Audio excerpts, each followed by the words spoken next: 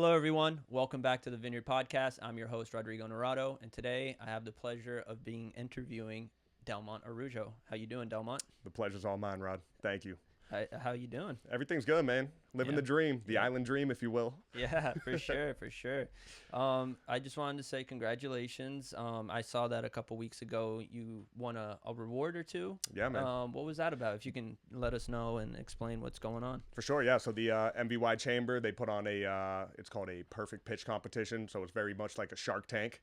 Okay. So what they're going to do is they took 17 applications, narrowed it down to 8 finalists, where we all went down to we got to go up on stage and pitch what we were looking to do, and we came out on top and luckily won a nice little $10,000 check.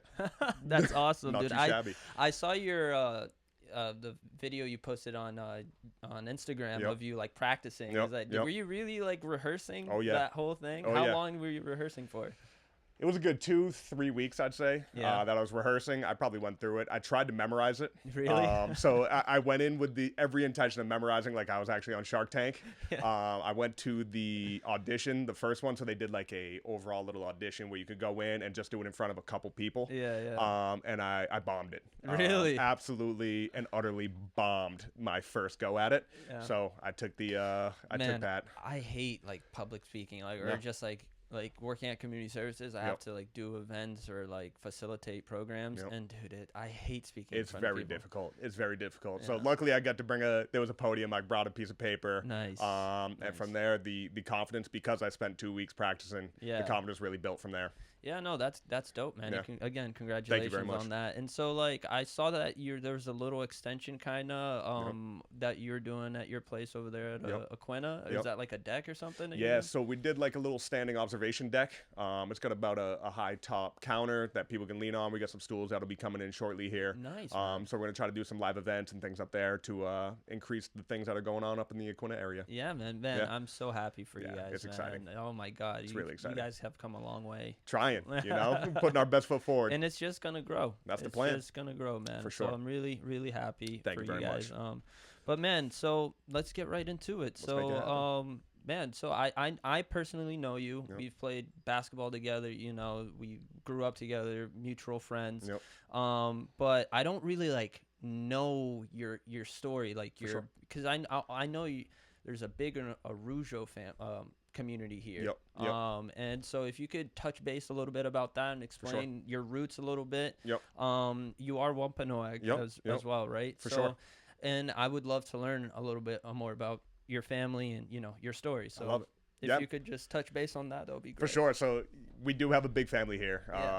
It started with my grandfather. So my grandfather unfortunately passed away a couple years ago through the pandemic. Sorry, man. That's about that. He was a great guy, and we've. I remember that. Absolutely, he's good people. He's good people. So he always said, if you're on the right side, you're on the wrong side. So he used to work on the boat. So it really started with him. So he was actually one of 18. So he had 17 brothers and sisters. Dude, 18. 18, man. 18. Single mother, 2 fathers. So he was a twin.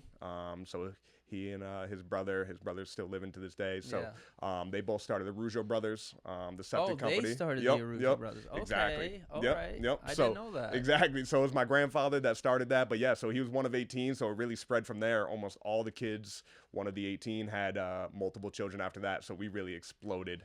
Holy crap. Yeah, it's absurd. Yeah, I think my mom had 8 brothers or sisters, and my dad had 10 or 12 or something like that. It's crazy. So a lot of them passed away from like drinking. It's too bad. Yeah.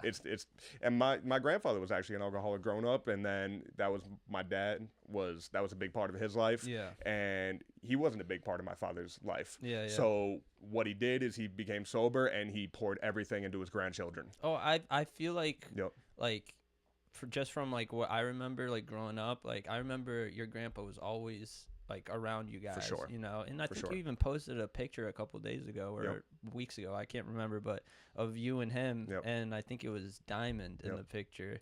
And man, you guys look so happy. He lit up a room, man. He lit up a room, and we love that man to death. My dad didn't have the same experience that we did, but he's forever thankful that that he came around for sure. He poured everything he had into his grandchildren and good, really wanted to give us everything that that he could. So man, truly blessed to have him in my life. Yeah, for sure. So, and how is like being around so much family? Like, was all the family here? Did a lot of them like move out? Some of them moved off the island. Yeah. The family actually extends even further than that because my grandparents on my mother's side, so Tim and Sheila Baird, they're one of 11 and one of 8. All of them born and raised here on the island. So my grandparents, it was an explosion of cousins. My family reunion back in the day was like 250 people, bro. And that was like first, second, and third cousins. Nobody wanted to have events at their house. Absolutely. No, I think it was at like the PA club. So, I mean, everybody had to bring a dish and we still ran out of food. You know how that goes. God, absolutely. Man. You didn't get this big by accident. Oh my God. That's amazing though, dude. Yeah. To see that in the community. For sure. Like my dad would be like, how many Araujos are there on the island? Literally. Dad, there's a lot of them. I can't even answer that question. I literally could not even answer that question. Oh my God, man. No, that's amazing, dude. Yeah, and how is it like growing up with so many cousins? It must be fun. It was, like, so a perfect example is playing football my senior year. Yeah, you guys. There was on the offensive side of the ball. Half the team was Araujo, I feel like. We had 6 cousins that were on the offensive side of the ball. Yeah. So all of us we were tuned into each other and had that little connection. So it was special and kids stuff. all ages. Absolutely. Oh yeah, that's ranging. awesome. It's kind of weird. There's like no Araujos in the high school right now. Yeah. Because it's like all of our like we're the ones having kids now. Don't worry, in like the next couple of years, there's gonna be like 40 of them. It's gonna be booming. Just know that.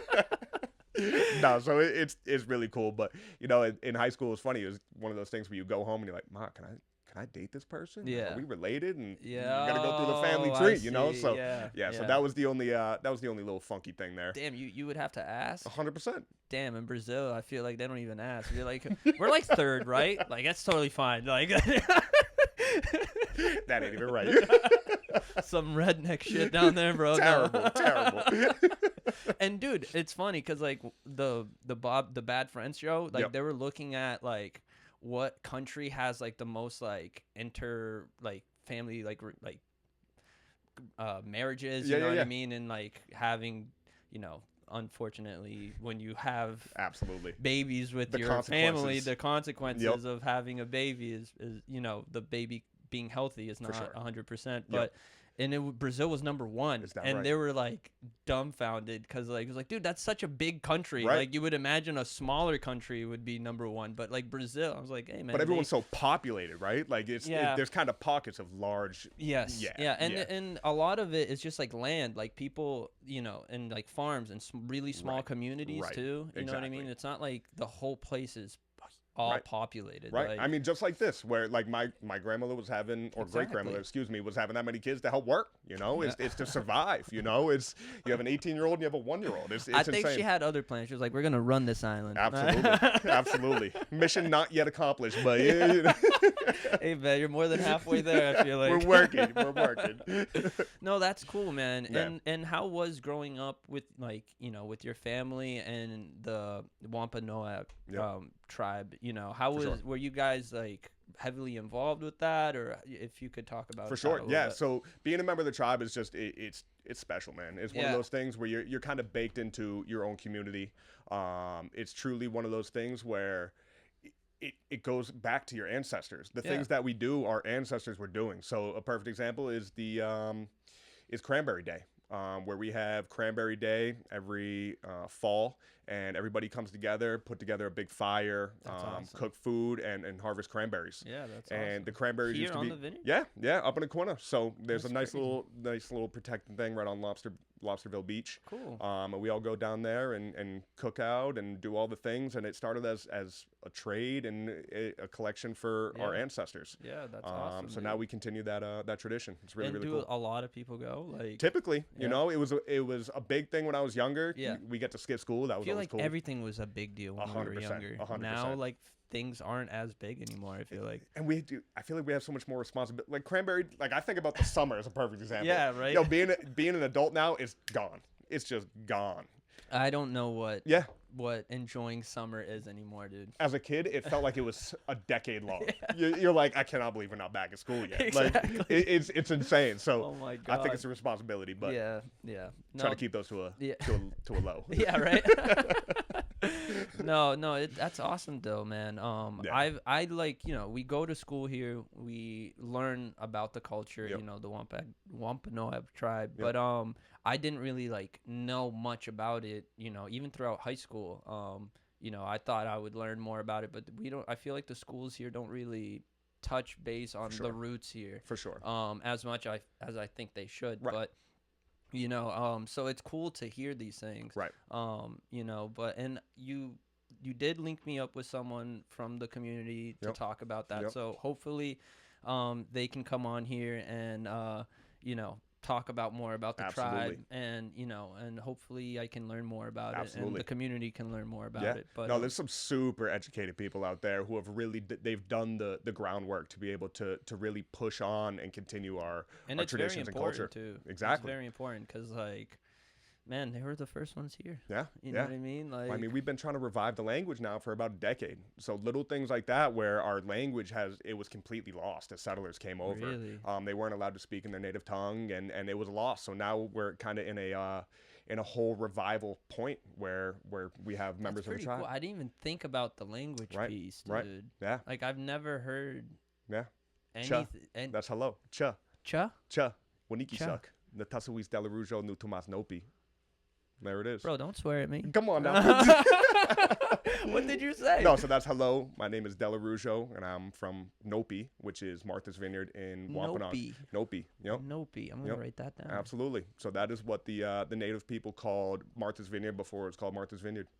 Bro, there you have it. I should change the name of this podcast there to you have Nopi. No, I feel like people be like, that's offensive, blah, blah, blah. And I'll be like, I'm sorry. Well, it's actually funny. Nopi, it's a word that is considered a Wampanoag word, but there's no O. So there's no O. It's Noepe. But there's no OE in the Wampanoag language. Oh, so okay. The people that are doing the revival, then are doing the work, are trying to find the origin of where Nopi actually came from. Cool, so there's a whole nother piece and a whole nother level to what they're learning. So it's a very cool thing. Dude, that's awesome. Yeah. And I feel like you don't hear anything about this type of stuff. Like Miss Weintraub was here and she was talking about like the Black Heritage Trail that she's doing. Yep, is that connected with the Wampanoag tribe? Sorry. Not in full. No? So they do there's a lot of historical points where the African American community and the Wampanoag community coexisted. Yep. But that African American Heritage Trail is definitely more directed towards the African American community. Exactly. Okay. So there are crossovers, but for the most part, that's where it's directed. Oh yeah. Yep. No. She told me about that. And I was like, I would have never known about that if you'd never told me. My mom actually drove for that tour. Oh really? Yeah. That's awesome. She drove for that tour for a couple summers and really loved what she did. So it was a cool opportunity for her. No, that's awesome. Yeah. Shout out to Mom over there. Shout out to Mama Araujo for sure. But Delmont, that's awesome, man. That you guys are, the Wampanoag tribes trying to get back the language back and trying to, and that must be so hard, because Jesus, like I think about that. I talk to Anna, my fiance, all the time. Is like, I wonder, like in Brazil, like the natives there when the Portuguese came, like how it was like communicating, like at school, like you learn about these things and like you're like, whatever, I don't care about history right now, you know.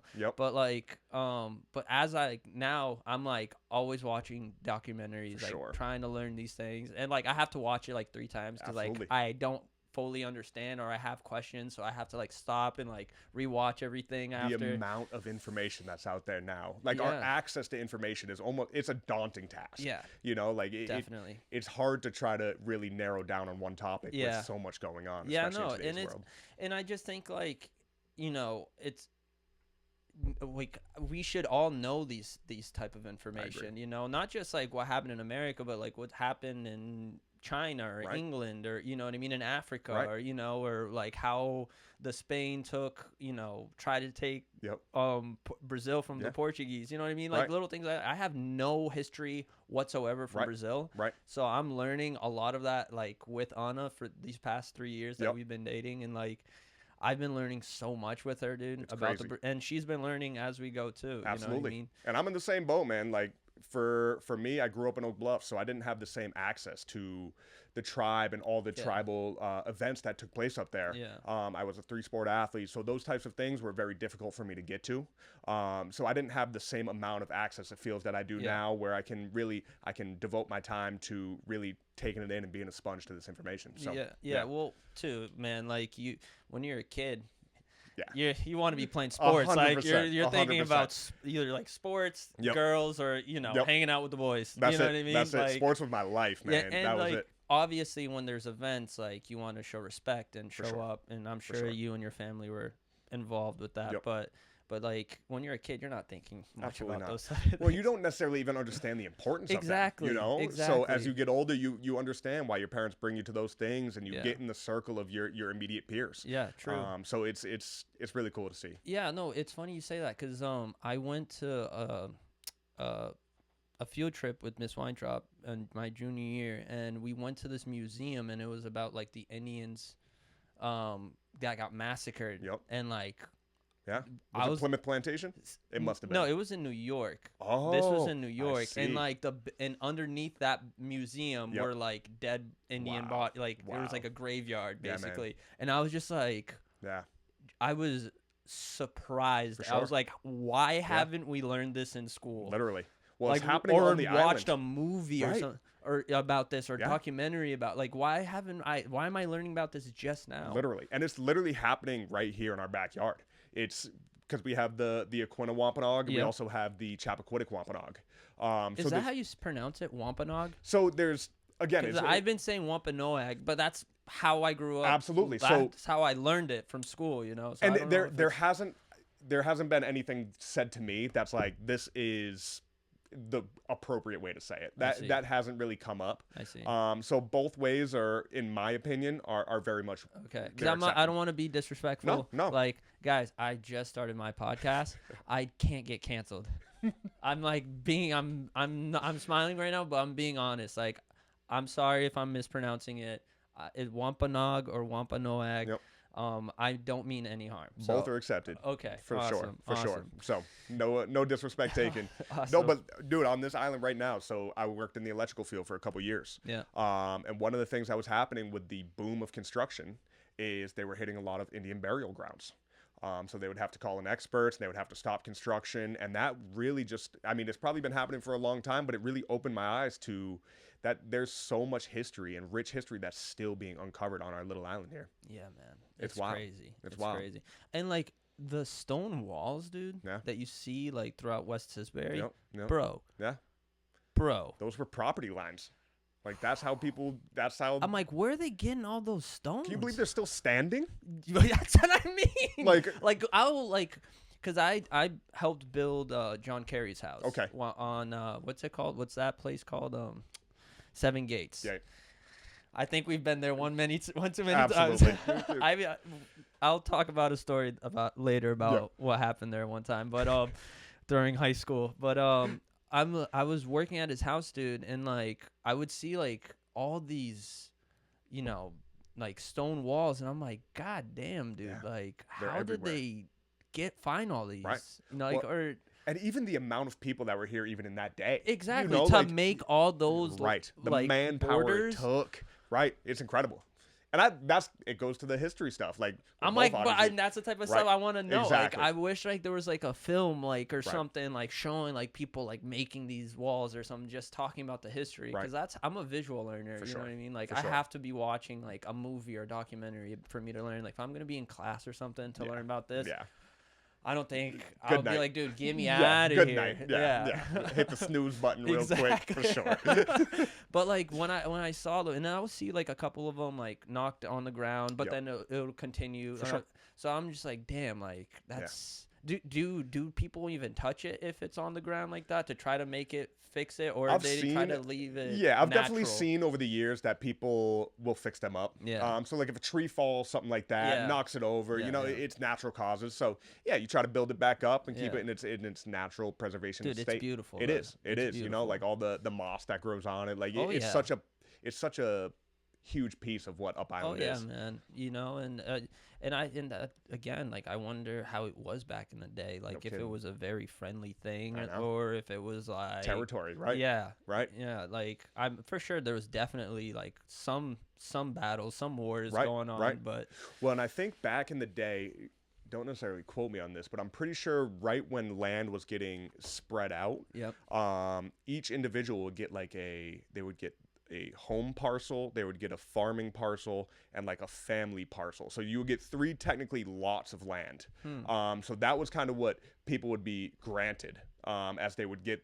And so like the Vanderhoop homestead is on the tribe. So just kind of in general, like that's how they were breaking up land. And again, I don't know the full history and knowledge of that, but I know the Vanderhoop homestead, which is up on the Aquina Cliffs that's still standing today, was a part of that original deal where it was like a family, and it's still in their family, and it's now called the Aquina Cultural Center. That's crazy, man. Yeah. That's crazy to learn. Yeah, man. I wonder how it was like, when people were first coming here. Like, I don't want to stick too much on this off because I want to get to talk about you. But, I would love to learn more about, like, when people first came here, how it was. Like, was it territorial? Like, if it was, like, did the tribe own, like, the whole island? Or was it just, like, West Tisbury, Chomark, so there was different sectors of what it was, and then as settlers came over, I believe it was 400 acres were left to the tribe in the Up Island area. They just made a decision, like and then just started breaking it up and saying this is parcels. So it's the history of it is insane, and there's a lot of people who can speak on it much better than me.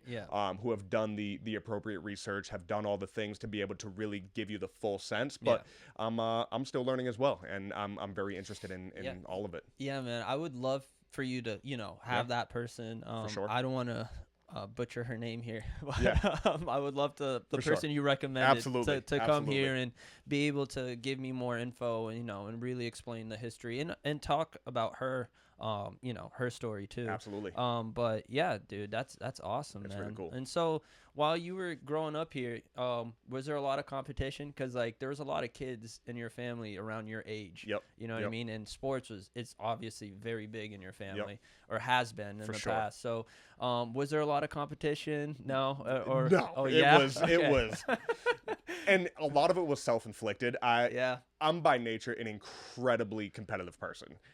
You wouldn't say. Yeah, it's to a fault, to be honest with you. Losing is just not something I like to do. So I try to do that at a minimum, if you will. But my mom was a stay-at-home mom.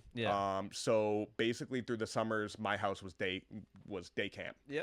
So we would have anywhere between 8 and 12 kids at my house, and it would start at 7:30 in the morning, backyard playing wiffle ball. But your mom probably loved it. Oh, absolutely. Your mom seems a lady that just wants her house to be full of kids. She is literally the most caring, giving. She really is. She does God's work. I mean, she does so much incredible. Her story is long enough, because of. Hey, Mom, you got to come on the Vineyard podcast. Yes, you do. Can learn more about your story. 100%. She is an incredible woman. And took care of, like I said, between 8 and 12 of us a day, for probably 10 years straight. Oh my God, man. Yeah. So making your dad work like crazy. Absolutely. Absolutely. Yeah. And he's that boy doesn't stop. No, he does not stop. So I think like when people are like, because our parents, as we get older, our parents are getting older. So like, but I think like it's important for them not to stop, not to go obviously overboard, but because I feel like once you stop working, you get health problems, you start getting more sick, or and working is good for one. That's literally what we believe happened to my grandfather. He was so incredibly social. Every weekend he would go and visit us on and come over to the house, just hang out in the morning. And then the pandemic hit and he lost everything that he would do, his odd jobs and all that, and he would just be kind of by himself. So really that's a perfect point. It's a shame, but it's so true, man. It's so true. So I'm in the boat right now with my mom, dude. Like my mom's 69 this year, so I'm just like, Mom, go home. Like, you don't need this. Settle down a little bit. You've been here 40 years. Like, sure. You don't need to be cleaning houses anymore. Right. You know, so, and she thinks I'm, like, trying to get rid of her. Right. But I'm like, no, Mom. Like, if you go home, I can actually, you know, take care of you. I'm trying to take care of you. You know exactly. what I mean? It's so much deeper than what we see on the surface. Yeah. For sure. Yeah. No. So, but hopefully, sorry, I'm, like, editing my thing here. Unbelievable. I'm like, why is this so low? No, but yeah, like, so, like, having my mom go back, man, or just seeing our parents, you know, getting older is like, I'm starting to see that I'm taking care of them now. For sure. You know what I mean? Yep. So, but so you're like you were saying though, I know that you were always very competitive, but you saw it firsthand, man. Oh, dude, like basketball, playing basketball, like at Tisbury, like, you know, soccer has always been my thing. And then like trying out a new sport and then like finally making like a varsity team for the first time, like was such a big deal. But then like I would look at like you, for example, like you, is it 6th grade, 7th grade, 8th grade that you can play basketball? Yeah. You were on varsity straight off the bat. Yeah. So like you, like at 6th grade, like you already knew, but you were always playing basketball at a young age. But I was blessed. I'm huge. Yeah, exactly. I was blessed. Basketball just kind of fell in my lap. So. Exactly. So for me though, playing basketball starting like late 6th grade, you know what I mean, and playing 7th and 8th grade. And I had like TJ on varsity, Mike, and these are like tall motherfuckers, bro. Athletic guys, man. Seriously. And so like when I would see them play against like you, that was like my age, but like playing against the like 8th graders, I was like, God damn, dude, like how is Delmont playing? And it would be like a legit like good game against you guys. But you guys were a beast though. It was you, Tyler. Alec, Trenton. That was the gang right there. That's Taman. That's who grew up at my house. The All-Star team, bro. That was fun. I remember when we went to an All-Star thing. Like his dad was driving. I think even your parents were driving. My parents were at every away game. We played so much travel sports. It was ridiculous. Dude, it was awesome, man. Those were the days. I would kill to go back. Absolutely. Dude, I'm 29 years old, but my knees are 58 now. So it's like it's taking its toll. Oh my God, man. So growing up, what was your favorite sport? Was it football or was it basketball? Football. It was football. I was always a big kid. I started as a 6th grader playing football, and I was actually the only 6th grader to make it out of the first week. Really? What does that mean? Like make it out of the first? So football, we always had Hell Week. So they would just kind of kick your butt, and at the time it was 6th, 7th, and 8th graders, and so we had probably 8 or 9 6th graders that came out at the time. They all quit in the first week. So is this like travel? It was. So this was middle school football, full contact. We traveled. And that's like what, September to like October? That one was in the fall, right? It was August to early October, typically. Yeah. So we would start in the summer, and that was really so I played as a 6th grader as the only one, and then I was kind of. But you looking at you like, this kid's in 8th grade. Well, I was getting. I'll tell you, I was getting my ass whooped, man. There was really. There was some big boys as 8th graders. Really. And the difference between a 6th grader and an 8th grader is so dramatic. It is. You know, so like, dude, it's funny you say that. Yep. When we were freshmen. Yep. And you look at that football team the freshman year, those were big fucking kids. Absolutely. Dude. Like the seniors, juniors, sophomore, even our freshmen were big kids. And but like, dude, there was like, 6 or 7 of them easily went on to play collegiate sports. After our grade, I feel like it definitely took a dip. Like everyone was just short. It took a dip for sure. You know and we still see it, man. Like when we were in high school, it was. What were we? Division II private league playing in the EAC. Now they're in Division VI Cape and Island leagues. There's that low of a division. It's that low, man. It's that low. Holy shit. Yeah. So like the teams that we used to laugh at basically is who we're getting beat by these days. Because football was such a big thing when we were in school. Dude. And the biggest always thing the number one sport. Absolutely. But the biggest thing is for us, we had Pop Warner growing up. So Pop Warner I started playing football at 6 years old. Really? Full contact football. And that went by weight, man. Not even flag, just straight contact? And it went by weight. So you used to have to go in and weigh in.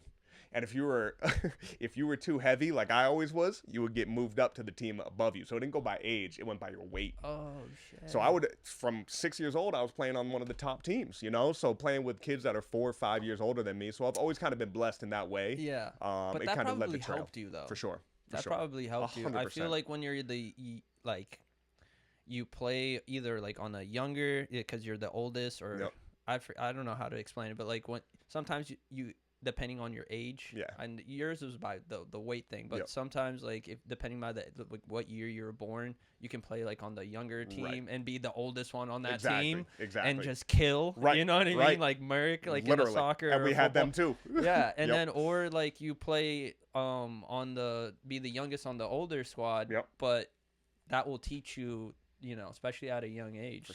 For sure. Yeah, man, that's crazy. It is wild. It is. And so, like, were you always like a diehard Patriot fan, and like, would you go to games and all that? Yeah, I remember my first Patriots game was right after a Pop Warner football game. My parents surprised me with tickets, so it was me, my mom, my dad. That's back when it was metal bleachers at the stadium. Yep. So it was metal bleachers. It was freezing cold.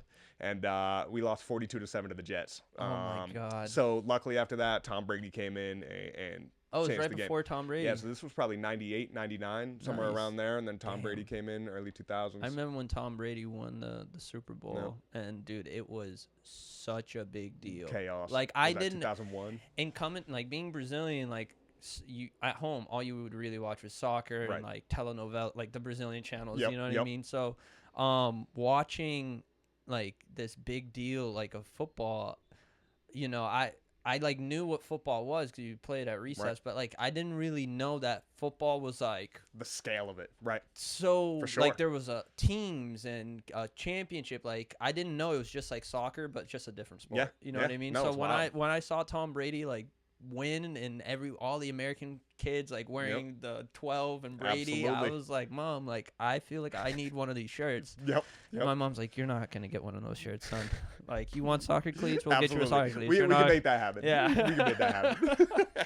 She's like, who's Tom Brady? What? No, we're not about that life. Exactly. No, that's awesome, dude. Yeah, that's man. awesome. I can't even like think of. I've never been to a football game, like a Patriots game or anything. Yeah, so I told Anna, I was like, Anna, you got to make a point of it. We have to go tailgate. I was like, listen, even if, because she hates the cold. I'm like, babe, it's just once. We just have to say that we went once. Well, they start in September too. Yeah, exactly. So I mean, you can get there and get blessed with like a 80-degree day. I mean, it's not that fun in 80 degrees. I haven't been to a Celtics game. I haven't been to a Bruins game or a Patriots game. Or a Revolution soccer game. What you been working on? I mean, dude, I don't know, man. Like, I hate doing things alone. You know what I mean? So like, and like Goose and my boys like, like, dude, I'm not gonna go to a football game. You know what I mean? Yeah. Like, but now that like since I've been dating or these past 3 years, like Goose is like, yo, let's go to a Celtics game. For sure. And I'm like, oh, I've been trying to go for a decade. Exactly. I'm like, now you want to go.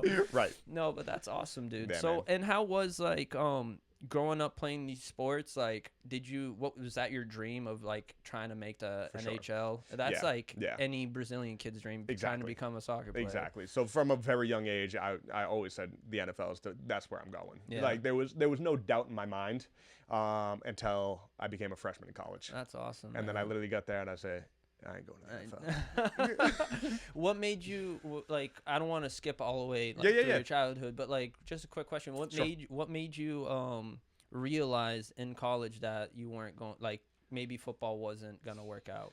The biggest thing for me was definitely seeing the other guys there. For me, I always was very passionate here on the island. I was always one of the more passionate guys here.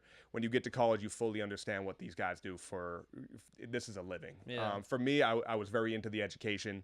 I was very into my schoolwork, and I loved studying in college. I wasn't like that in high school. Yeah.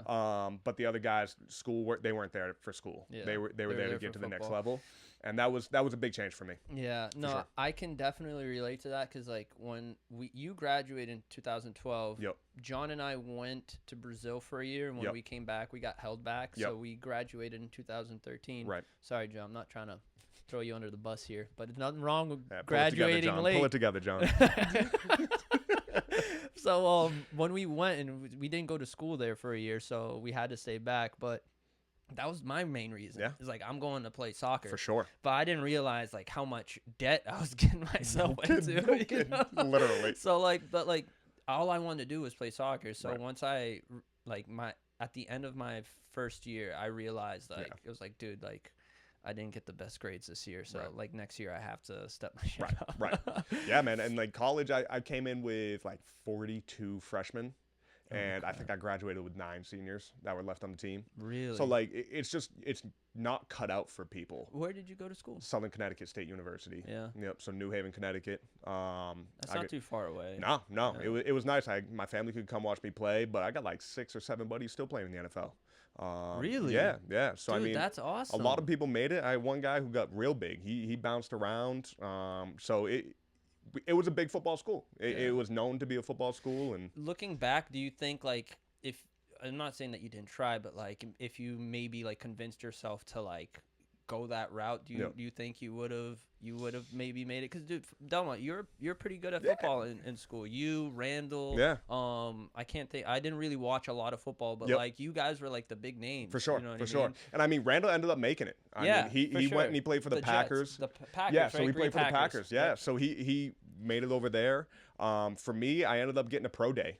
So I went over to Yale, and what I was a long snapper. So I snapped to the punters and the kickers. Nice. So I got well known for that, and I became a captain of the Dude, that's so of the sick. special team. So I mean, everything was laid out. I was right there, but I think by the time I was a senior, I knew that it wasn't.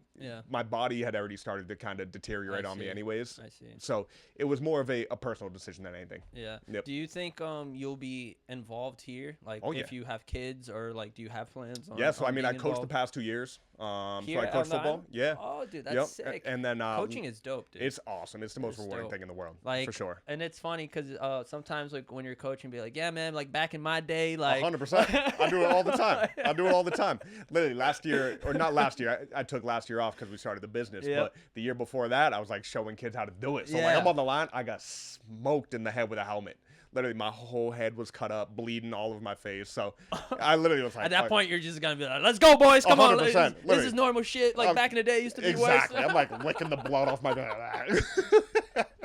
Oh my god! Oh, it was great. It was great. I felt back in the moment. So that's was great. good, man. It's good to be involved in the community, for sure, especially in something that you're passionate about. 100%. You know. Well, I needed to find a way to get back into football. I got away from it for so long that it was a very natural step for me. Yeah. No, that's dope, man. That's dope. And so awesome. like, growing up, playing all these sports, basketball, football, and what was the other one? I played baseball. Baseball. Yep. Damn, I didn't even know you played baseball. Yeah, man. I played baseball my whole life. Do you think loved baseball? Playing different sports helps you? 1000%. Like on the one sport you think you like soccer. I think it's very important for little kids to play soccer because it teaches them how to run, communicate, the endurance teamwork, of it, even just those things. You know, like many kickers are just growing up playing a sport like that, but I feel like that can help you in like hockey or lacrosse or similar sports for sure.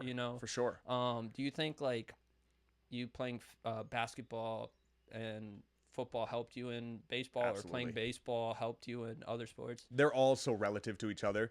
Like something as simple as basketball, the amount of just cuts you have to make in basketball, it's stop and go, and the endurance of it. Like basketball really, if you're a football player, I really think you should play basketball. Yeah. Just because of the things it offers to you and your body. So yeah. So like in high school though, you playing basketball, our freshman year, I made the freshman team. Yep. Barely. Oh, I was pissed that year. Why? I was so pissed because they put me on the freshman team.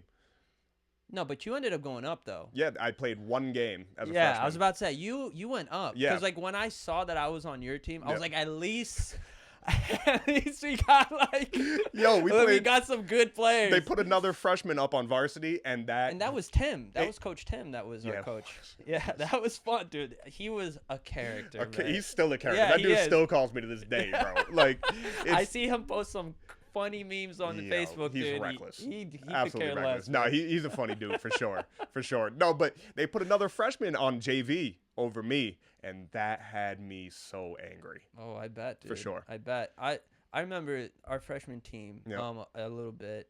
Was Ryan Fisher playing? Yeah. It was Ryan Fisher. Yeah, it was me, you, Ryan. We had Did like Raph Ramon. play? Yeah.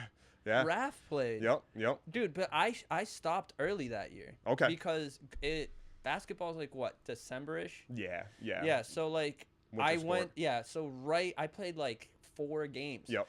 Right when Christmas and New Year's, I went to Brazil. Yep. And I stayed like a month there, Yep. and then I came back. The season was basically over. Of course it was. So I was like, if you go then, you go like Christmas break, and then after that, you only got like 5 or 6 games left. So yeah, you would have 5 or 6 games left in your career. But it was an amazing time, man. For sure. Just by like playing with you guys. But the one thing I wanted to say though is about basketball is because one day it was Kenny Handy's brother. Yep. Steve. Yep. And he's a great player. Yeah. So it was right before practice, and I'm like, you know, we're like just shooting around. There's a bunch of hoops down. Yep. And I forgot. I don't mean to be disrespectful. That's right. I don't know his name. It was the skinny, tall, bald coach. He was Sam. I think so. Sam Burlow. He was like, Yep. I was like shooting and like I was like doing this like layup like under the legs. I remember you used to do that, bro. That's hilarious. That was the only like. Yeah, that was your signature. That was your signature. I was the only one. So I was doing that, you know, just messing around, and then like he was like, "Oh, if you can get past him, yep, I'll think." I know what I said. I was like, "Give me a shot to be on the JV team." I love it. And he was just like, "If you can get past him, yep, I will let you play 1 game or something like that. Yeah, I will let you try out for the team." You scored. No. You sent your shit into the rafters, bro. Yeah. I got the ball. I started dribbling. I acted like nothing, and he wasn't expecting anything. Yep. He was just waiting, you know, because he's tall. Of course. So like. I like faked like one way, and then he took a step. The moment he took that step, yep. I went Ronaldinho on him, dude. I nutmegged him with the ball. Like I bounced the ball through his legs, caught it on the other side, bro. This man like was not expecting. Like you could tell by his face. You caught him off guard. Yeah. Yep. So I did that. Once I got it, bro, and I was like, oh, I got it, lefty. This is not my best layup, but I'm gonna get it. So I'm like going, bro. I just see a shadow. Yep. Like, bro, it's like he was like breathing on my neck. Bro. Yo, he was so good at chase down blocks. He did that his whole career, man. Bro, he just swatted that ball out of my face, bro. I was like, he was so athletic. Everything he did was so athletic. It was fun to watch. My God, man. Yeah. I saw him a couple days ago, man. Yep. We were talking about. He has like 2 kids now. It's crazy, man. It's wild. Time flies. Literally. God, man, I would give it anything to go back, man. Right. Those were the days and we didn't even know it. Honestly, I still think about. I'm like, God, I wish I stayed on the freshman team, like, just to have the fun, you know. But it was so competitive though. Like, absolutely. Like the basketball drills, like everybody wanted to be on top of their 100%. game. You know, 100%. And I feel like basketball, like since then was like being bigger and bigger and bigger, you know. Yeah, it's definitely grown since we were kids, man. I mean, the amount of emphasis, and I mean, social media definitely puts it on it because basketball is one of those sports where it can be a one-man show. Yeah, you know, one kid can kind of win a game for you. So there's so many clips of the best players in the world. Freshman year, who was our best player there? Do you think it was Randall? Probably Steve. Steve? Probably Steve. Yeah, because Randall would have only been a sophomore. So he was on varsity, and then it was probably Steve, I would say. Damn, man. Yeah. No, I thought all those guys were like super good, man. For sure. You know, just watching them play. Well, and then there was kids like Jay Mercier who had like the absolute handles. Yeah. Lamar, all those guys. And again, it goes back to. Damn, I forgot about Lamar. Right. Oh my God. And all these guys, man, it was the competitiveness. Yo, Lamar, show up, man. Come for an interview. Yeah, no kidding. Get out of Mashpee. Yeah, man. I heard he bought a house there, man. Congratulations. Yep. Yeah, that's awesome. Yeah, everybody's making it happen. Yeah, man. That's what it's all about. I mean, on the Vineyard, it's kind of impossible right now. Damn near. It is. It's brutal out here. It's brutal. So Delmont, you playing football. Yep. And you know, with big family here, everyone playing sports. When it came to your junior year, when you were thinking about applying for college, what were your did you want to go to the college you ended up going to, or was there like a bigger school that you wanted to play for? So I attended Boston College football camp for 4 years straight. So I actually started getting recruited as an 8th grader going into freshman year for football. Really? Yeah. That's possible? You can do that? So you can get watched, basically, where they take your name, and because you're going into high school next year. So after that, they have the ability to start talking to you. Like, you'll see now there's kids getting, like, committed to Georgia as like 7th graders. That's like, crazy. So they can definitely start the conversation. So for me, everything I did college-wise was for football. I knew from the time I was 8th grade going into freshman that I was going to play football in college. And then I wanted to go D1. I always wanted to be a full scholarship Division I athlete. That's so cool, man. Because like in like I can only speak from my experience in growing up in the Brazilian community. Like college is not really a conversation when you're a kid. Yeah. You know, like because the parents come here to work and go back after a certain amount of years. But like let's say they have a plan to stay here for 5 years. They end up like my parents staying for 10, 15, 20, 30, 40 years. Yeah. So it's just like so growing up, was college always a conversation in your house? Well, my mom's a teacher, so education has always been a massive piece of our life. Mom, I know you hate this, but she used to always say to me, what's your source of information? That was always what she would say. She would say, what's your source of information? Because I would say, yeah, so-and-so did this. What's your source of information? And I would have to go in and like, here's the book. Research. This is where I got it from. Now, Double has like a presentation. Mom, so this first slide is... You want to know what sucks? Now she deals with it because I always have the answer now, and I know. Well, the answer's in the palm of your hand now. 100%. Because of the iPhone. Absolutely. Or phones. And she'll say that, and I'll say it's on page 12 of this book. You gotta go check for yourself. So she created a monster out of that. Well, man, that's good that she taught you that, man, because it's good to be informed. Absolutely. You know what I mean? Absolutely. So, but yeah, that's cool that you at a young age, like you knew that you wanted to go to school. For sure. And that you had a passion behind, and that motivated you to do well in school. So that's cool, man. Yeah, and I had Randall to always look up. He was a year older than us, and I always did football with Randall. Yeah. So for him, he was going through the college recruiting process, and I was just a year behind. So I bet that definitely was fuel. Oh, it was so motivating. Yeah. It was so motivating. And probably not just you, but for sure. Other kids too. Our whole circle, man. Our whole circle was just so invested in our sports careers and the way that we upheld ourselves. Yeah, man. So it was special stuff. Yeah, for sure. No, that's awesome. Like, cause I remember when Randall was in the talks of when he was in college already, of being maybe playing pro. Right. Bro, I was like, damn, that's an option. Right. Araujo brothers just left. Shout out. Shout out to Elijah. What up, Elijah? No, but yeah, so I was saying though, that was such a big deal, and I remember when I was coaching JV soccer at that time, I was telling these freshmen, I was like, dude, kids can become professional football players from here, from the Vineyard. You guys can become soccer players too. And I remember their eyes, these undocumented kids, be like, what? I can go to school for soccer, you know what I mean? I can get a scholarship to play, just information that they're not aware of. Absolutely. You know what I mean? So having that conversation at a young age, for sure, I think is very important of being in school. So Mom, you did a good job. 100%. Did a great 100%. Job. All right. Don't let Delmont bully you around. All right.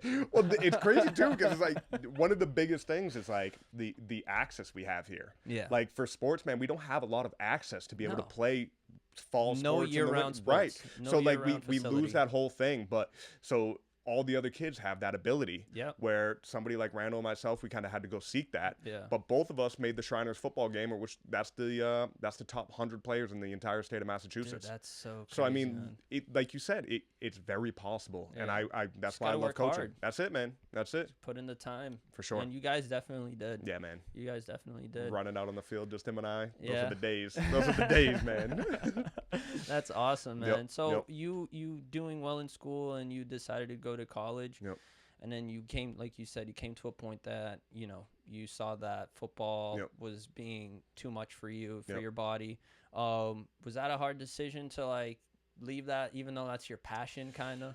It was, but I studied sports management in school. Oh, okay. So you can always be involved. Literally. So I left school and went into sports. Yeah. I mean, that's what I did for 8-9 years, was go into sports immediately following college. Yeah. So that was, it was an easy transition. And I knew that it was over, So I had a lot of friends who still to this day are trying to play, and still trying to make a name for themselves.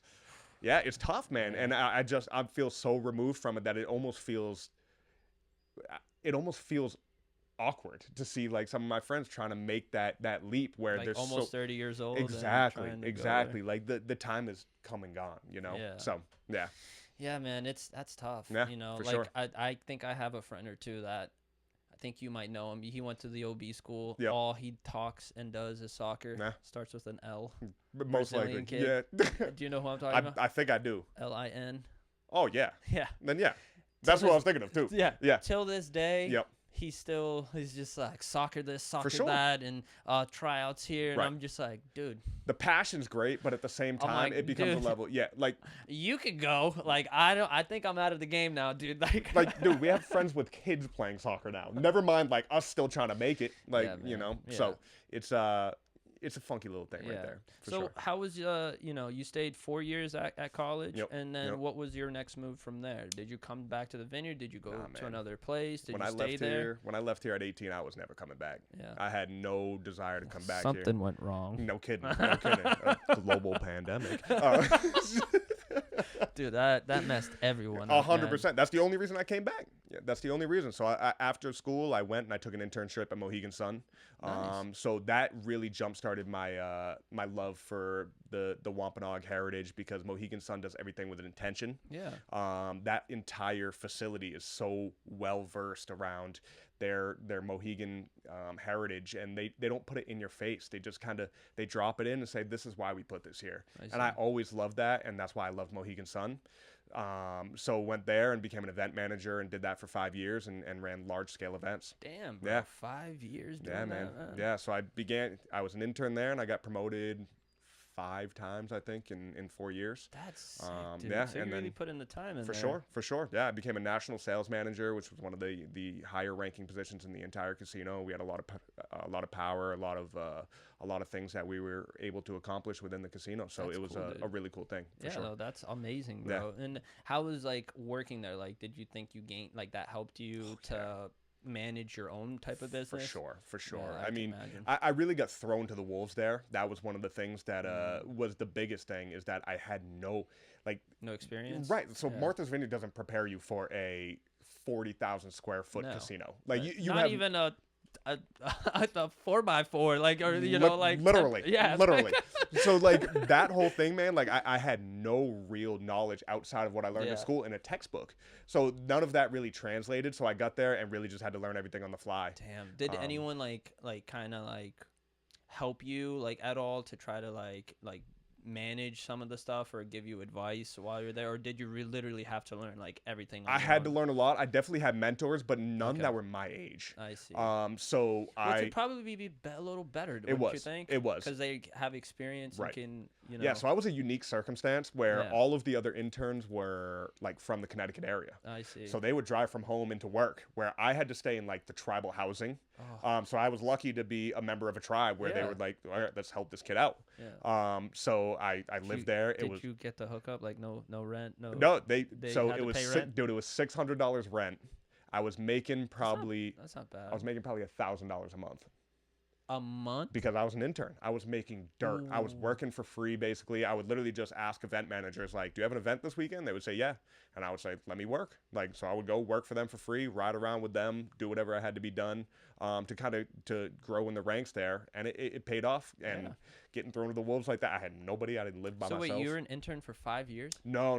So I was just an intern for the first year. Okay. I'm about to say, Delmont. No kidding. I think that's what you did wrong there, dude. 100%. For 5 years? Oh, goddamn, an intern? No. No, man, no. I went from an intern, and from there, I went into the HR department. Okay. So did about a year with the HR department, and then the position opened up in the convention center ballroom, where they do big, large-scale events called destination services, where we would book all sorts of like extra things. So we would do signage, we would do all these really cool things for big events that would come in. Nice. From there, I got promoted into a national sales manager, where it was all commission based. So I was bringing in groups from 500 to 50,000 people, selling out the hotel. Bro, that's a lot. Yeah. So it was crazy, man. And then I honestly failed. I failed big time. For sure. What do you mean? So like, I was young. If you don't want to talk about no, man, no. I think it's really important to know that you can still make it if you fail in a position. Yeah. I I worked a lot. So I was working 60, 70, 80-hour weeks. And I would lose interest. I would start to fade and not do the work that needed to be done. Because I was young and dumb and I wanted to party and I wanted to do all those things. So I got wrapped up in things that weren't intuitive to what I was trying to accomplish. But I feel like it's important to, I'm not saying, I don't mean like to fail, but to have an experience like that so you can learn 100%. The next time, you know what I mean? Like when you're actually doing something that you're passionate about, you know what I mean? But because like I could see that, like when you're not really into, it's not your thing, it's for someone else. It happens all the time. You know what I mean? Like, I say to my wife, I'll turn to my wife all the time. 100%. I turn to my wife all the time and I literally just say like, I learned this from Mohegan Sun. Like this struggle right now, the only reason I can get through this is because I failed so epically at Mohegan. And it's not a failing in the way where I got fired and they were like, bro, we can't have this. It just, the position became too much and I didn't have enough resources around me as a 23-year-old in a super high ranking position to be able to succeed. So it became way too much and I had to make a change. So no, I see that, man. Delmont, I'm gonna do a little bit of sponsors now, man. So if you can just hang tight. Let's do it. Today, one of our sponsors is B&B Home Improvements. B&B Home Improvements is a construction company, and they offer a range of services that meet your needs. With B&B, you won't have to worry about anything because they have skilled workers and staff to give you the detailed project that you want and desire. B&B can inspect your roof for damaged shingles and decking, make recommendations for repairs or replacements, create a budget and schedule that works for you, perform the roof installation and repair that you need. Room remodeling can be a great option to optimize your house area, and B&B always double checks everything so you won't have to have any surprises later. Call B&B now for an estimate at 774-563-9798, and this is their little logo right here on our screen.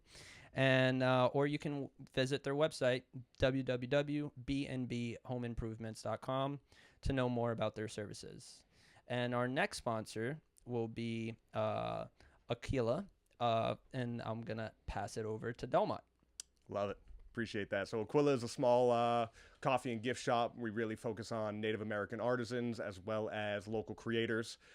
We serve hot cups of coffee, cold cups of coffee, and smiles and everything in between. So we have 2 locations currently, one on the Aquina Cliffs in Gay Head, and we also have the location at the YMCA now, where we're serving smoothies and other foods, grab-and-go bites. Yeah, man, which is popping, by the way. I see Mike always doing the little commercial or like stories for you guys. We got all sorts of good stuff. What a kid that's always in a good mood, man. Absolutely. You know, absolutely. And I'm happy to see that you guys are, you know, that he's helping out to try to promote your stuff for you guys. Man. Well, and he was in a tough spot. He was in a job that he wasn't loving. He was definitely having some tough, difficult times. So we really were able to. He's a good friend of mine. So we were able to pick him out and say, hey, like we call him our GM in training. So we have a long-term investment in Mike, and if he finds something, that's great. But if not, then he has a home at Aquila for sure. Man, that's good that, you know, always helping out Absolutely. the person next to you, for you sure. know. And I think that's beautiful. I think the community on the Vineyard needs to be more like 100%. That, you know, helping one another out. And that's awesome, man. I'm so happy for you for you know, opening up Aquila, right? Aquila, yes, and Aquina, and then that's a tongue twister. Yes, Aquila and Aquina. Jesus. And now one at the YMCA, man. You know, I haven't been going to the Y lately, so I still need to go over there and grab a smoothie or something. At least pretend to. I'm gonna work out, but let me just grab a smoothie. You just get to take a right to the bar instead of the left up to the gym. Anna will be like, "Aren't you gonna work out at all?" No, not today. No, not today. Maybe tomorrow. And I still need to go to the one in Aquina. Are you guys open tomorrow? We are. Yeah, we're open all weekend. So. Anna isn't working tomorrow. I got plans to just clean the cars in the house tomorrow. So hopefully we can go over there and grab a cup of coffee over there. But so I would love. I think this is the perfect time to talk about your business and talk about the ups and downs, and maybe you can give us some advice for people that want to start their own business, because I'm sure it's a headache. The process of, you know, trying to get permits and do this and finding the space and all that. Yep. So if you can start from, the beginning of how it started. And before we start though, am I missing anything before or after you came back from the pandemic? Not really, man. I mean, for the most part, it was, I went and did, the only other thing is after that, I went into a 30,000 seat arena and did big, large scale events from there. Oh, okay. So we did like UConn hockey games, basketball games. I was lucky enough to do the NCAA March Madness tournament. That's pretty big. Yeah, so we planned and operated really, really big events. So the NCAA March Madness tournament was probably the coolest thing I ever did. Oh. It was Ja Morant's year at Murray State. So, okay. Big deal. Absolutely. And I had the pleasure of bringing my brother out to watch the NCAA tournament games, and it was he must have been psyched. He was psyched, man. Yeah. He was young at the time. I was young at the time, so both of us really got to eat that up together. Yeah, that's awesome. It's special stuff for sure. It's and another thing, like the bond you guys have, like between in your family, I think it's like very unique. For like you don't see that a lot. At least I don't see that. I don't know if it's because I know you guys and you guys have such a big family, but like you guys are so connected. For sure. You guys are always looking out for one another, and I think that's beautiful. We're definitely a unique circumstance. Yeah. 'Cause not every family is like that. For sure. And we see, and a lot of people will say to us like, oh, you guys have the perfect family, which like that sometimes is tough too, because everybody goes through their own struggles, their own problems. But what we do really well as a unit is we support each other through everything we do. Yeah, and that's beautiful, man. Yeah, man. That's beautiful. So when you decided to come back to the Vineyard, not decided to because of the pandemic, a lot of people ended up coming back. Yep. What was your plan then? Like, it was a temporary move, man. So I was in the event field, so events really just shut down. I mean, there was no events happening. There was no big sporting events. There was definitely not 30,000 people in an arena. That's for sure. What arena? Exactly. So that world really just shut down. Yeah. So we made the leap. My wife Jen was able to work from home. So we're like, let's go spend a summer on the island. We'll go walk the beaches and enjoy our time and really just disconnect for a little bit. So from there, I worked at Cape Cod Express with my father and did deliveries. He actually just recently moved. So after 37 years, he retired from Cape Cod Express. 37 committed years. 18 to whatever, That's 18 as plus long 37 as my parents years. have been here. Yeah. Holy crap. Yeah, man. So he was recruited as an 18-year-old. He was a Class A driver.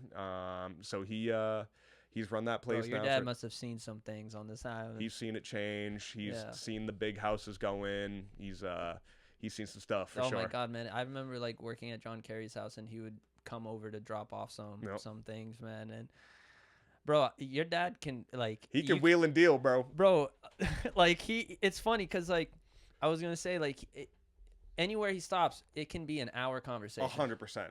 It's atrocious. Well, I love it because like I'm like supposed to be working. Meanwhile, I'm talking to the delivery guy over here. Bro, he literally doesn't go in public because of that. That dude is a homebody because he's like, I cannot do the small talk. I can, and I'm starting to understand it now too. I'm like, this is exhausting. So I get it. I get it. I do. It's funny. That's awesome, man. Yeah, man. So like so your girl, she came here, and then you guys were just like, let's just stay here. Honestly, we never even discussed moving it. away. It was basically let's not talk about it thing. Well, the business opportunity popped up. Like we just kind of put ourselves in a position for that to happen. Like it was so organic. Yeah. So it just happened so fast that we were like, oh shit, like we're. So how did that start? Like that conversation, like let's start a business together. Like were you thinking about something like that already? So when I was in Connecticut, I was a reseller. So I would go to thrift stores, and so I've been super entrepreneurial for a very long time. I do remember that. Yeah, man. There was a jacket that was like Mercedes or something. Man. I was like, yo, give me that jacket. I still got it. I still have that jacket. I was like, yo, give me that jacket. I'll buy that jacket. And I told you, I said, this is my personal collection. Yeah, oh my God, dude. Literally. So I still got stuff like that. When you told me that you found it at a thrift shop or you bought it at a thrift shop or something like that, I was like, where is this thrift shop? Yeah, dude. Because you had some deals, man. I did. Dude, I was paying our rent. Clothes. I was paying our rent with my eBay sales. So I would work a full-time job. I would go to work, and then literally during my lunch break, I would bring a bag of things that I had to ship for eBay to the post office. And that's really where it started. Dude. Yeah. So people do make a living like that. Absolutely, man. dude. I was making good money. Make good money, yeah, for sure. So I mean, for a part-time gig, Amazon thing too. Exactly. So I never really got into that. Because I love the hunt, man. Yeah. Like I love the thrill of when you find you find that one piece and you're like, yo, this will like vintage T-shirts. Like the fact that you can get $80 for a T-shirt that was from 1998 blows my mind. Yeah. But I love selling them. So yeah, that's crazy. So that's really where it started for me. That's where it started, and then I came here and started doing the same thing. Yeah. Now I got to sell off all the inventory I have, but that's a conversation for a different day. Well, man, if you got some good stuff, I do. Send them my way. We're gonna do. Might not fit me, but like. Oh no, I got all sizes. Okay. I got all sizes. Good. So I got the 2X ready for you. Okay. It's gonna be my nightgown. It's a dress. Exactly. Literally. No, but so when you came back, you were still doing that. Yep. And then what were you thinking? Like, why a coffee shop? Like, what made you go into, or not a coffee shop, but like, why that style of, you know what I mean? Yeah. Like, so many options. What made you stick to that? So it actually stems from my wife and I in college. When we first met, we were juniors going into senior year. And our first like dates were just going to coffee shops. So it was such a connection. Affordable. Right. You know, and for us, it was to sit down. Who the fuck doesn't like coffee? Absolutely. And personally, but I think coffee slows people down. So when they come up to the Aquina Cliffs, I feel like when you have a cup of coffee, that dictates your time. So what we would hear all the time is people walk out to the cliffs, they see the cliffs, and they leave. Yeah. Where now you grab a cup of coffee, you sit there, you talk over that cup of coffee. You enjoy the moment there. Right. So instead of 3 minutes at the cliffs, what you get is 15 minutes of enjoying a cup of coffee, 15 minutes of conversation, and 15 minutes of departing your whoever it is that you met. Dude, that's so awesome. Yeah. Like, brilliant idea. Yeah. Brilliant idea. That was such a big deciding factor of it, and it really started with Jen and I going on dates back in the day. Nice, man. Yeah. Nice. Dude, do you remember your first date with her? I do. Yeah? Well, how was it? It was good. It was good. Yeah. I mean, the first night we met was in college. It was snowing. My cousin Alec and my sister were at Southern with us, and literally, like, I just gave her a kiss goodbye, and she was blown away that I was just leaving. You know, like I wasn't pursuing anything else, and then she pursued me. That's what hooked her. That's it. Yeah. So. You can't show too much interest, you know, and especially like when you don't don't know the person. Like you're trying too hard and trying. Right. Well, in college, it's such a jungle that for me, I've always been brought up to respect women in the fullest. Of course. So like you're the same way. I know that from knowing you long enough. If I disrespect a woman and my mom finds out about it, dude. Absolutely. Like even like I work with women. Right. Like I work with 6 women in an office. Yep. And dude, I'm not being the only guy, bro. You literally have to be careful with what you say. 100%. You know 100%. What I mean? Cause for me, it's hard because like transferring from a job site type of trades guy to going in an office full of women, literally, it's like I really got to be careful. You gotta tighten it up. You gotta tighten it up for sure. So like sometimes like my boss is stressed out, and she's like freaking out, and sometimes it can like take it out on people. Right. And I'm not saying that she does that, but like it happens for sure. You know what I mean? Sure. And it's just like sometimes I'm like, when it happens, I'm like, bro, if you were a guy, I would cuss you out so much right now. Yep. And for you that or my boss that's watching, I don't want to throw her name out there, but like for my boss that's watching, I would never say anything to you. So, no, you're a saint. Well, I have to try to be. So, but so yeah, man, that's awesome that you guys met at college and you hooked her right there. Absolutely. with that attitude right there. Like, just a little kiss. That's Absolutely. all. That was it. Good night. We'll see you later. Yeah, man. Man. It's So it was good. beautiful. It was beautiful. good. So then, so how did the process of trying to open up your business here? How was that? Because like by accident. It's by accident. Fully by accident. Yep. What do you mean? Like so. Jen and I went up one day. This was during the pandemic. We were like, oh, let's go up to the cliffs. So we drove up to the cliffs, parked. We were probably one of 2 cars up there. It was probably December, January, around that time. Reached out or walked up to the cliffs, Came back down, noticed that the shop right there had a piece of paper on the door. I was like, that's kind of weird. Yeah. And then literally just in small type, it said, for sale, call owner. And up there, you have to be an enrolled member of the tribe in order to own one of those businesses. Check. Exactly. So for me, I was like, you know what? Let me explore this a little bit. Let me give the guy a call. Gave him a quick call. I kid you not, I bought it in 2 weeks. So literally, we just got thrown into it. Dude, that is crazy. Yeah. That is great. 2 weeks, like. Yeah. So figured it out. Had the conversation with him. Settled on a purchase price. He was moving off the island. Needed the cash fast. So got a really good price on it, and the rest is history. That's awesome. Yeah, so man. you own that building. I do. Delmont, that's amazing. Yeah. Dude. So I don't own the land, but we own the building. That building. Yeah. So we lease through the town of Aquina. That's awesome. Yeah, it's very cool. Awesome. And so, how is the process like? Because, dude, in 2 weeks, you must have been like a chicken with no head, 100%. like running around. Still am. Literally, still am. Well, now your head's grown back. Barely. I'm a nub. No, but like what I mean though, like back then, like everything, the beginning of anything is hard. Like even for my intro here, like trying to have to do it 2 or 3 times. Like, but once you start, it's a flow. You know what I mean? So in the beginning, those 2 weeks, like what were you dealing with? You know, like. Is it like trying to find the right coffee? Like, do you have the right coffee at that time? Or, you know what I mean? Like, yeah. So, I mean, luckily we had from that time and basically all the way until May to really get geared up. And what we realized is that it's a 16 by 20 shed. That's it. So we had to create the space. We had to come up with the vision. We had to fully decide on what we had to do. And luckily, Jen, my wife, is an interior designer. So a lot of the actual design, that out the park. Right. So a lot of the design is her design and her style. Where for me, I find it very important the little details that come along with it. Of course. Dude. So we do a lot of weird little detail things up there that are a lot of psychology based things, and we really focus on that. But it makes you feel good because like at the end of the day, it's your little thing that you're doing. You know what I mean? Like you're investing that time in your business. For sure. I think it's important for you to focus on those little details. Absolutely. Because at the end of the day, it makes a huge difference. It really does. You know and I mean, it's like an things. Instagram post. Right. Like little things like that, I feel like make we're talking even smaller than that, dude. Like what? Like so at the shop there's a center table.